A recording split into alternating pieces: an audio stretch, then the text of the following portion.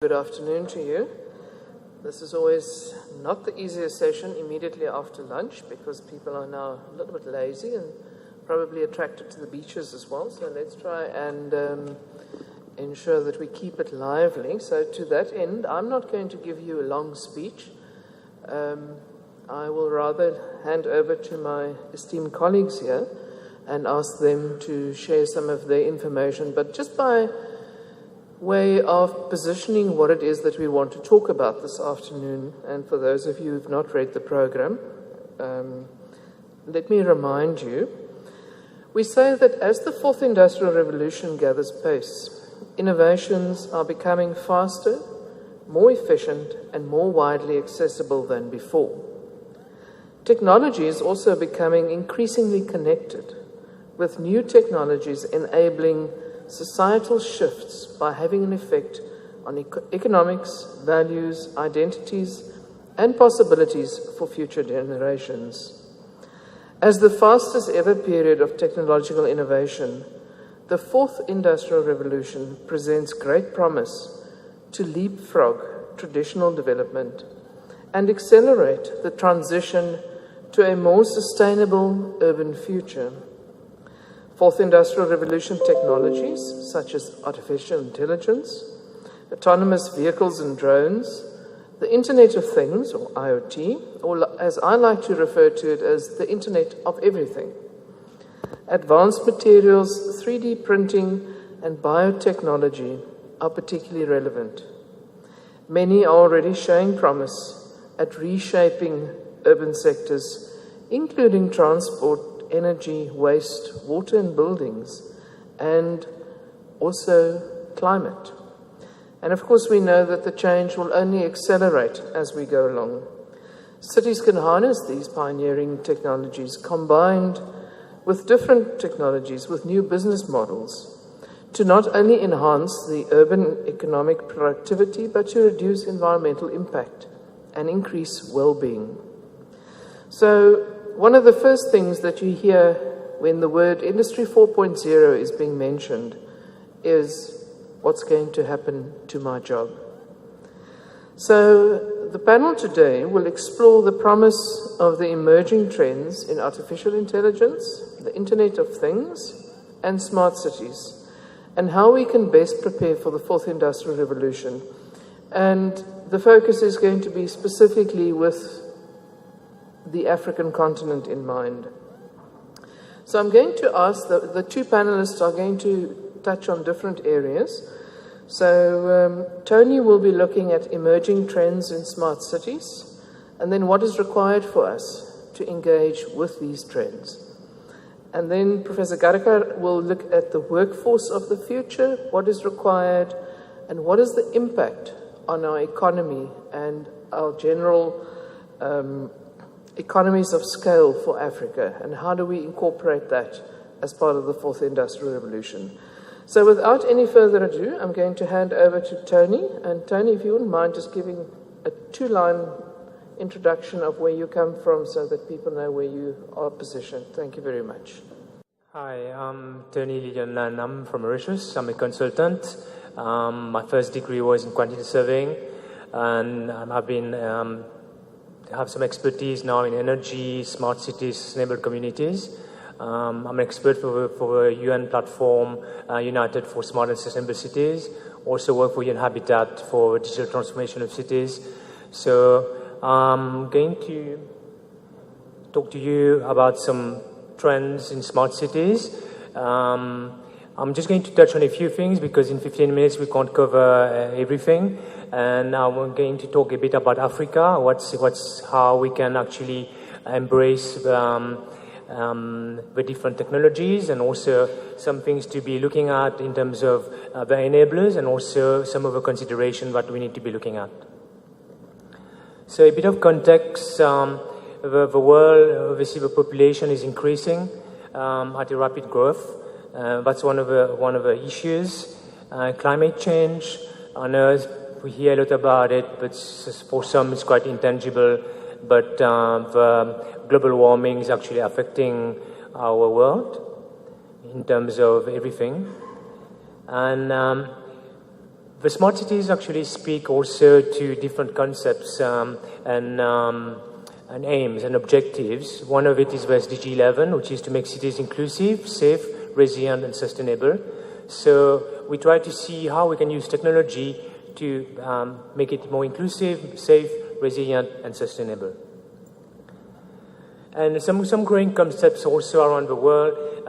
It's because of all these different issues that we have. There's a circular economy, the sharing economy, collaboration, the likes like technology, like Airbnb, Uber, etc.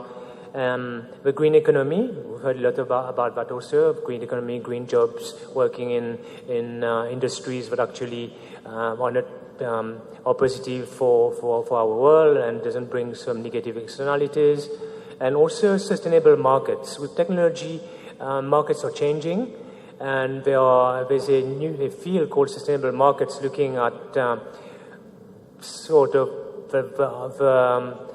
how do you say that? It's the next stage from neoliberalism, I'll take it, in terms of welfare economics. So I'm going to play a small video, but I think we don't have sound. By 2050, 70% of the world's population will be living in cities covering less than 2% of the Earth's surface. Never have cities been so challenged, and the trend continues to grow. This raises many issues. Pollution, infrastructure access, traffic congestion, mobility, safety, and the health of residents are only a few examples. The development and combination of new technologies, such as the Internet of Things and artificial intelligence, offer a multifaceted solution: the smart city. Smart cities are hyper-connected cities, technologically equipped to improve the lives of their residents. In Mexico, some neighborhoods are still struggling to get permanent access to electricity. So the city installed sensors to analyze the use of electricity in various sectors, so as to optimize energy distribution across the grid. As a result, less frequent power cuts and better distributed energy. In the United Kingdom, the city of Bristol created the Data Dome, a public platform where information on traffic, air quality, noise, or even the city's governance can be shared. They want to grasp the city's pulse by exploiting this data and give local players, citizens, and entrepreneurs the means to build the smart city that truly suits their needs. At AXA, so yeah, let's just give you a bit of a primer of smart cities. Smart cities, there's lots of different framework that's been used. They've separated in different industries. You have smart manufacturing, smart environment, smart digital citizen, smart governance, etc. And there are many things that are developed under the different industries, different fields and sectors. I'm not going to go through all of this, but what I want to talk about is what are the different trends that underpin the development of some of these technologies. The first one is multifunctionality. We've also, they want to be using one item to have different purposes, and I think that's what the smartness about it. Like, for example, lampposts that can do security, that can do Wi-Fi antenna, that can do street signs. So this is one of the things that is the trend, is to use one product to do different services. Smart grid we've seen in one of that example of a video in terms of how we better use the technology to be more efficient with our resources. It's the same regarding water. Blockchain, what's interesting topic also in terms of smart governance and smart citizen. Blockchain with a technology which is brings the trust and immutability. We can use blockchain in most of the cities are working blockchain. Myself, I've been working for a strategy for Mauritius, looking on how we can actually benefit from blockchain technology. And this is growing widely, but obviously there are some barriers and constraints regarding that. One thing that I found quite interesting to me, which is for me a bit of a pinnacle of what technology can do, this was in India. It's in Andhra Pradesh. I went to visit actually the Command and Control Center, where everything with the province is actually controlled and in one place. They got like big dashboard showing everything, and the boardroom is got lots of different tablets, and everything that they want to know about in real time, they can have it right then and there.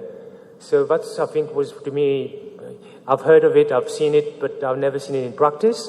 So they use drones, they use Internet of Things to be able to deliver and manage the province. Obviously, in terms of smart utilities, there's augmented reality that's being used, where we can overlay the different, with an app, we can overlay the phone to see what's underneath our pavement, so that can be used in engineering, etc. Mobility is one of the key things. Actually, one slide afterwards will show that most of the technology in terms of industry is around mobility, around smart mobility. Obviously, also there's green buildings and technology in buildings. That's a big thing. 47% of all professionals say that their building in 2021 will be green and smart.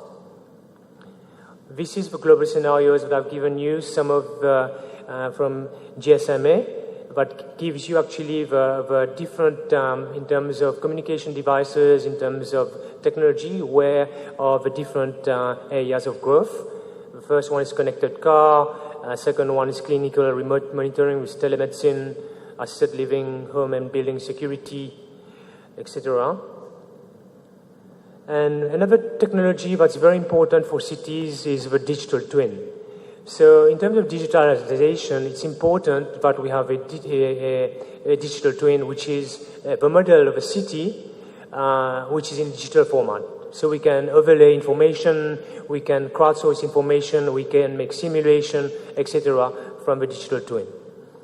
And from that also you can include the new field of engineering, the new way of designing is from generative design, is to be able to quickly reiterate design so we can have the best design. Now we also, with the fast and powerful computers, we can do design. Prefabrication and 3D printing, this picture is in Dubai. They've done this 200 meter square office in 15 days. It was 3 days to print the whole building. And apparently it was something like 50% of the cost of a normal building. So Africa, I just want to touch on a few things. I think that Africa, for me, innovation is one of the big things for Africa, because I consider myself African. I've studied in South Africa and lived there for a very long time. And Africa is actually the place I feel myself African. I work for different organizations in Africa. And I think we've got specificities and context in terms of us to be able to develop solutions that, say, an Australian can't do, because of our upbringing, because of our exposure to our concept.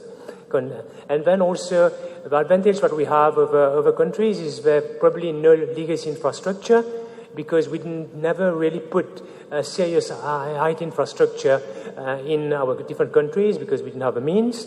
Now we can just get the latest things. Obviously, Africa is also, there's a big contingent of youth, and obviously we're recipients of funding arrangements. So what do we also need to do is how to build the ecosystem. I think to be able to embrace technology, we need to understand how actually we work together and what each can bring to the table, and how we can craft and benefit from the technology, and develop skills and development programs, look at regulations and regulatory framework to make things happen. Financing, it's also a very big thing that we need to be looking at, and I work on different projects, big projects, and the main issue is always around finance, is how do you actually finance smart cities? And this is a question. Mauritius is an example where they've actually given subsidies, 8-year tax break for developers, no VAT, etc., and equipment to be able to develop smart cities. And that has got, we learned some lessons from that, because the public sector actually, with fiscal incentives, given lots of advantages and asked the private sector to do this infrastructure. It's sort of work, but I mean, we can learn from that.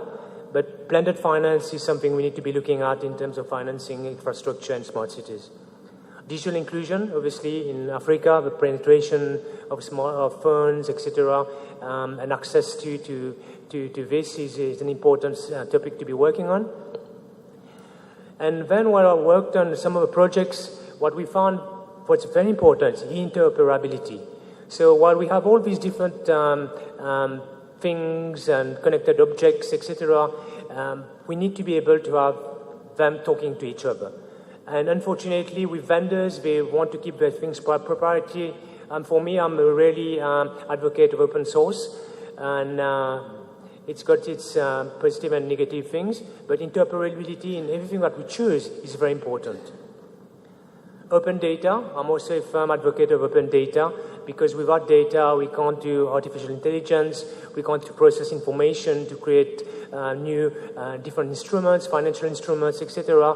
It's very important for us to be able to have the data so we can actually do things. And this from the European Union, that gives you some of its benefits on that. And I think you'll get all the slides. For considerations, we've looked at some of the enablers. Now I want to touch for the last couple of minutes on the considerations with technology. For me, I want to be looking at the social and environmental impact and also about ethics, which is very important in digitalization and technology. In the 1950s, 60s, they discovered nuclear energy, and they were thinking by year 2000 there would be about 2,000 nuclear plants all over. And obviously that's shown to us also that it didn't work. So lots of the technologies are very nascent. We don't know what's going to be the impact. And it's very important to take that into consideration, that we don't just go because they're cool and everything, and we just go all out for it. 5G, it's got already lots of bad press regarding the wavelengths that we're going to use 5G. They're shorter distance, they're going to be having antennas every 100 meters, etc. And there's the health issue of radiation. So these are all things also we need to consider. I've given you this little chart for energy consumption when we use blockchain, this is just for the Bitcoin cryptocurrency proof of work system, and how much energy actually used to just mine the Bitcoin. It's the size of what Colombia uses as energy for the whole country. So there are always different things one need to be considering. Obviously, this is for the mining of lithium batteries. Samsung was sued to use child labor. We need to also be looking at the life cycle analysis of products, because for me, technology is just also a lot about consumption. But you have, the HD TV, Full HD, 4K, 5K, or whatever it comes around. It's just for you. We're improving technology, but at the end of the day, do we actually need, more definition, etc.? Do we need still to mine those rare metals? Do you have, another TV? So where do we stop with this also? This is also regarding information. It's a little joke of a thing that came from a magazine here. Because when we talk about open data, we talk about safe city. In Mauritius, there's, I think, 4,000 cameras all around the city now. So there's the issue of privacy, which is very important. Accuracy also, information that we receive, and intellectual property, copywriting, etc. And the access inequality needs to be considered when we talk about information. And that's the last one, is about social behavior. Every time I go to a restaurant, I can see about two people, a couples together, they just on their phone. And this is just a joke that they actually talk to each other through the phone. So we need to see how these technologies are affecting society also. and doing all the community building. Or like, limited screen time for kids, etc. So obviously we need to be looking, and obviously peer pressure of technology. I want to end up with a Global Happiness Council framework.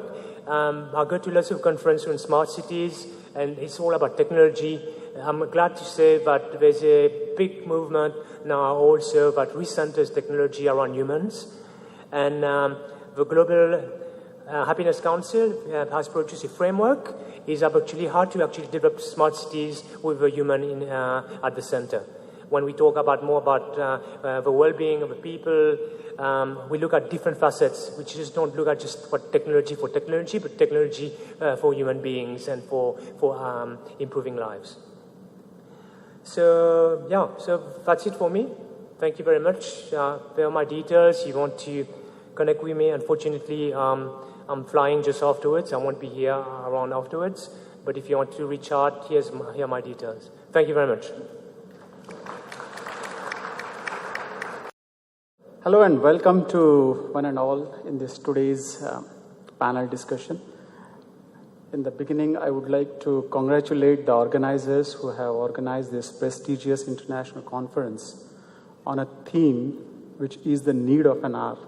So hearty congratulations to Professor Sekun for your initiatives, and always that brings something big, something beautiful to the thought process of the intellectuals and the policymakers in the country. So moving on, I'm sure all of you sitting over here has been with lots of aspirations that yes, something new is going to happen and you are going to have something tangible end of the day. So, living by it, I am obliged now to do justice to this opportunity given to me to focus few things on Industry 4.0 and the readiness of Mauritius and Africa. So, taking this ahead, let me first bring it to the understanding and set the context well. We will agree that when the Industry Revolution 1, Industry Revolution 2, and Industry Revolution 3 happened, we did not have an opportunity, neither an aspiration, to go for it right then. And almost after a delay of maybe decades, maybe 3 decades, 4 decades, we could actually harness on these industrial developments. Well, can we afford that kind of delay in this era? Absolutely no. And there is a point. Industry 1 lasted for about, say, 100 years. Industry 2 lasted for about, say, 60 years. Industry 3, about 40 years. And Industry 4 is expected to last for another 30 years. For Industry 1, we could really afford to wait for 30, 40 years to steam engine to come to Mauritius or to Africa. If we wait for the same time, Industry 4 would be gone and there would be nothing left for us. So, point is, whichever way the things are moving, we need to join it. So, setting the agenda clear that we must join this movement of Industry 4.0, let's take a deeper look inside now. Well, I'm sure many of you have followed this global event, a remarkable event, right? I mean, we can call it like Makkah, Medina, or Kumbh, or maybe Vatican City, whatever names we want to give. For industrialists, yes, Hanover Messe 2019 was the event of its kind. And the gist of this event was make digital transformation tangible. And that very well sets the context for us here in Mauritius and in Africa. So taking on the discussion ahead, and I would just like to scroll through a few slides because they are repetitive and I'm sure you have already taken the context of it like this one. Industry 1, 2, 3, we have already set the place there. And we are aware Industry 1 was all about the steam engine, Industry 2 was all about the mass production. Industry 3 was all about the automation, the robo-arms, the automated guided vehicles and whatnot. And yes, the Industry 4 is all about the intelligence imparted to the machines, which will actually minimize the intervention of we human beings into the processes, at the same time will increase their own intervention and no limits to it. So, and here is a point. As we see on the map, different parts of this globe have adopted or at least given a vision to their country, but if you see, the names are different and all of these are nothing but Industry 4.0. And the point is, if the names are different, obviously the approach must be different. And the approach is different, must be the ways and means may be different. But then, objective is same, and that is nothing but creating a system with minimal intervention of human being and maximum intervention of the machines. The point is, yes, we want to set up a system where problems will be African and solutions will be African. We would definitely not like to just engage in a rat race without actually putting anything into the context. And what I mean here is, when I was listening to one of the discussion in this Hanover 2019, one of the authors said, artificial intelligence is old, as it started in 1980. What is new is integration of biological systems with artificial intelligence. Oh my goodness, fantastic. But can we keep that aim for our development in Mauritius and in Africa? Not right now. Not right now. So, here is the point, and that point is, we would like to adopt Industry 4.0 vision, but our way, to solve our own problems through our own means and through our own ways. This is a small definition just to set the context even perfect and in place. And in nutshell, it only says is that, okay, machines, we would like to groom machines, we would like to train machines so that they would be able to somehow talk not just like human beings, but in many contexts more than human beings, at the same time like human beings. For an example, we have peer learning. We would like machines also to learn from their peers. We have deep learning, like subconscious mind and all. We would like these machines also to know what exactly the deep learning is. So, point is, yes, we would like them to be human, but at points, yes, even better than human beings. This is just a glance of what exactly Industry 4.0 in a nutshell is, and it's nothing but an amalgamation of many of the technologies which is actually surviving not just today, but for many decades. But then, the point is, they have reached to certain level of maturity to be harnessed for the real development on the floor. And so we consider that, okay, now we have means, ways, tools, and missions to harness on these technologies to ultimately cultivate and flourish the dream of Industry 4.0. This is another context, and that is Industry 4.0 business is growing leaps and bounds. Exponentially it's growing. So something growing exponentially, we can't just stand on the bank of a river and say, oh, let it happen, I'll join you afterwards. No ways. On this slide, though the names and then icons are pretty small, but then they are actually making this world, building the world. They are the ones who are actually connected industry, which is building the blocks of Industry 4.0, at the same time supporting technologies. And if you see, almost all those companies which are frontliners who are driving this overall mission of Industry 4.0 are here. And yes, we will see many of the companies in recent future to join all this group. And why not? These companies will come from either Mauritius or from African region. Well, and there comes the real context, and that is where do we stand and are we prepared to take this challenge, Industry 4.0? A survey, and for that matter, I conducted 2 surveys, especially here in Mauritius, within a gap of 3 months. And the outcome is fabulous. It is really eye-opening. I would like to share the few things from this survey, which was an extensive survey conducted here in Mauritius. And the first thing, if you see in this slide, there are expert views, there are many views, but then there are 2, and these 2 are the most important. And the first one, if you see on the top row, right extreme, we would like that this development to be people-centric.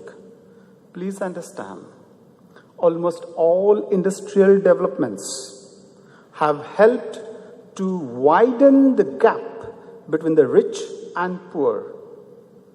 And this industrial development may also lead to the same thing.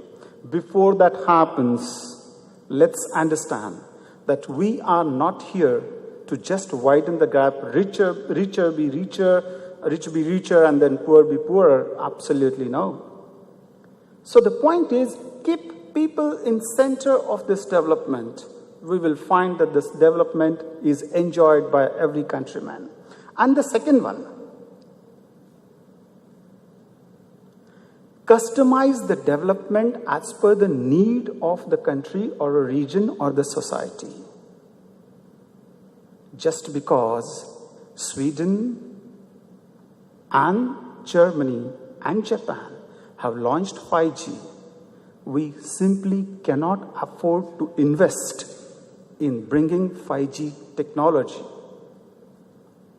We will first have to utilize our 4G to its maximum and see that we are ready for 5G. And we just can't close our eyes and compete with these developed countries in a rat race. So the point is, we must customize the development according to the needs and wants of our countrymen and just not get going in this rat race. So the 2 points, and these 2 points are very important in our context, especially African context, that the development must be people-centric and the development must be customized to our local needs. Well, this is another finding, and this is a robust finding. If you see, there are many enablers which will actually help you to take the things up, move upward. But then, can we work on all these enablers at one go? Definitely no, again. So we will have to identify, and few things which we can next moment start doing is nothing but establishing the network in between the civil society, the university, and the government. Once these 3 people are aligned, or these 3 units are aligned, the development goes jet speed. Is the universally proved truth. Another one, and that is the challenge. Now, if you see again on this slide, there are 2 important things. There are 3 important things, and which can be considered as the basic challenges that we are actually struggling with these days. If we ask any European, hey, would you like to invest in my country? We belongs to Africa. And many of the people will give us the fantastic answer. Do you think my business can sustain in your culture, in your skills level, and your overall political structures? Well, that's a right time to evaluate. Are we conducive? So, the need for the enhanced skills. Do we have the factories, I mean to say universities, I'm sorry for that. Do we have the universities, institutions, and training organizations who are actually upskilling our people? Another thing is, do we have a clear awareness, understanding, comprehension of what exactly Industry 4.0 means? And ultimately, it means to me and my organization and my society. Are we clear about it? And third, and very important, employment disruption. And when we talk about employment disruptions, if people have the perception that Industry 4.0 will eat away their jobs, I'll say they have right to perceive it like that. At the same time, I from university, or people from government organizations, or people from NGOs should do more and more efforts to win over this perception and prove that it is not worth. Because the logics and the existing scenario have proved it beyond any doubts that as many jobs will go away, more than that jobs will come into existence. And that has happened already when Industry 3.0 was active in action. It was always perceived that automation will eat away the things, but it never happened like that. Automation actually gave more and more prospects, and not only prospects, but then upskilling has led to the betterment of the lifestyles and the achievements for the mankind. So these are the three things and been identified as the most daunting, most haunting challenges in front of here in Mauritius as well as in Africa. How many minutes, please? Oh, give me 2 minutes, please, right? I'll quickly take you through these findings. The first important thing, the top professionals in Mauritius say artificial intelligence will not eat or kill the jobs, and they are about 62%. We have a reason to believe in them. Return on investment, every investor would like to know this. And yes, Mauritius believes that the average return on investment in Industry 4.0 would be about 4 to 5 years. I consider it's not bad at all. Yes, the spending on enablers, most of the organizations, whether it is small scale or large scale, at an average is spending about 10% of their income or 10% of their profit on enabling them for Industry 4.0 objectives. Big data, or say data, which is ultimately the base. We have seen in the morning session, almost all the speakers have said, well, data is going to be the base of every decision if that decision has to be a sustainable impact. So here it is, about 17%, and well, when I'm saying 17%, we are not far away from the global average of about 25%. Right? So there is a time to pat our back and say, yes, we are going in the right direction. The biggest challenges, and this is something that needs an urgent focus, awareness, lack of skills, and perceived employment threat. So here I am to propose that the universities, NGOs, and government organizations should quickly take this on board and see that we run the campaigns, we run the proper organized movements to see that people are given proper inputs about Industry 4.0 and its returns for them. Well, end of it. Obviously, everybody of you, as I said, has a lot of aspirations from this international conference. I consider these are the few tangible takeaways from this panel discussion. I'm really very sorry if I'm taking a few minutes more, but I'll quickly take another 1 minute and just close my discussion here.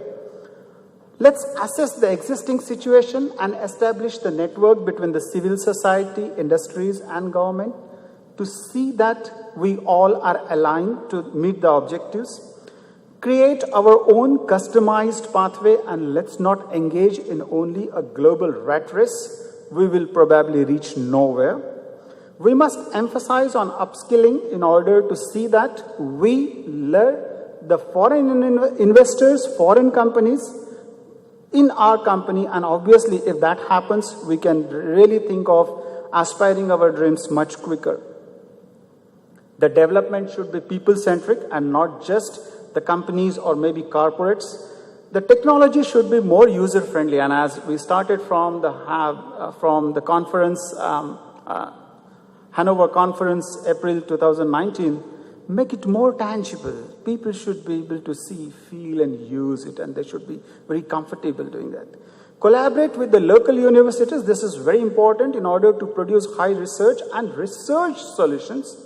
Universities should either, and this is a very important point I would like to make in the presence of the esteemed audience here, we all, the people belonging to our universities, it's the right time to take a glance of our existing programs, whether they are certificate, diploma, degree, postgraduate, or maybe doctorate programs, and see that they are aligned to the goal of Industry 4.0. In this journey, if we have to start something big, something new, because to my understanding, the career like data scientist is going to be there for another 30 years. So if we can start something on data mining, data analytics, or data, I'm sure we will have a very good buyers for that. So here I am, and thank you very much for your patient listening. I'm open for any questions from your side. Over to the chair of the discussion, please. Thank you. Thank you very much to our panelists for some very insightful thoughts there. So we have some questions already. With the exponential use of technological devices more than ever, we are dependent on electricity and power. How do we adopt a green culture to optimize energy use in smart cities? Tony, would you like to maybe respond to that? Yeah, the energy topic is something that is the focus of a lot of different organizations, development institutions, etc. So what we'll be looking at for the smart cities, obviously, is the use of renewable energy. That's for one part, so that the energy comes from renewable sources. And the smart grid also makes the system more less energy intensive.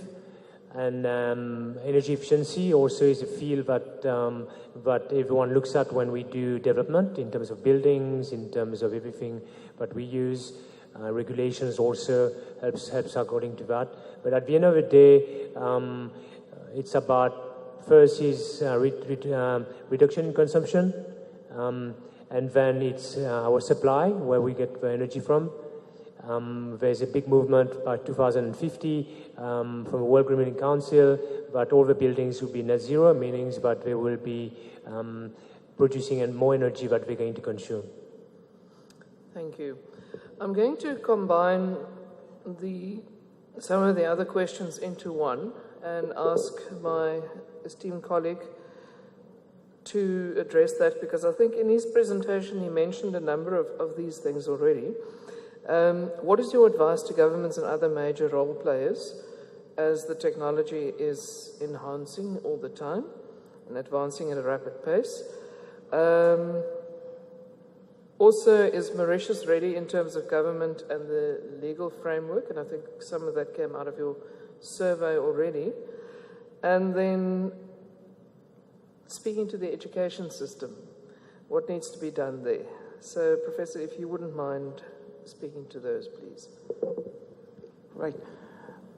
I think education system is a base for this Industry 4.0. I mean, if we say who has to begin this cycle, it's education system. We have probably the largest responsibility to realize the dream of Industry 4.0, because we are the ones who will be actually creating the resource, the skills for harnessing the dream of Industry 4.0. And having said that, there needs to be a proper connect in between the industry. I'm not saying that it doesn't exist. It is really existing for decades and centuries for every university and the industries. But the point is, it needs a different orientation altogether now in the perspective of Industry 4.0. And this orientation, I mean, is nothing but just forget about the degree programs and let's start, is the skill development happening? Beyond age and the piece of paper and the grade sheets, what is important is an individual able to solve the problem? So as long as we are going to start on that very point, I'm sure we will be able to fulfill the dream very soon. Thank you very much. I'm going to have to stop questions at this point in time, otherwise we run into the next session. So firstly, I want to just give a quick summary and say that I think for me there are three areas that featured very prominently today. And the one is that Industry 4.0 needs to be human-centered. Without that, we're not going to advance as we think we can. Secondly, we need to pick the right fit, so contextually it has to be relevant. And then thirdly, as a continent, we need to challenge our business processes, but also our educational systems to actually embrace Industry 4.0 or the fourth industrial revolution to allow us to move forward. I remarked to Tony as we were going through the slides that it was interesting to see all the flags up on delivering certain things, but there was no made in Africa. And I think we need to change that. So I would like to thank you for your attendance, but also thank our panelists for their contributions. And we look forward to hearing more in the next few days. So can we give our panelists a hand, please? So we would request our chairperson of the Open University Board, Mr. Pentea, to present a gift to our chair of this session, Professor Van Groenen.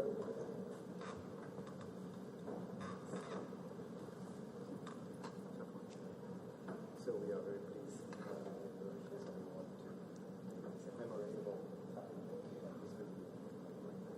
Thank you very much. Thank you very much.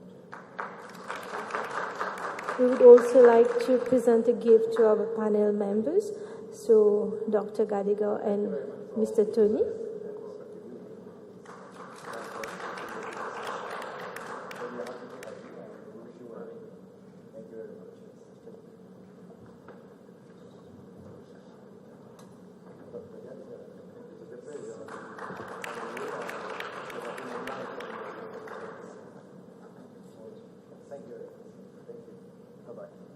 Thank you, Chair.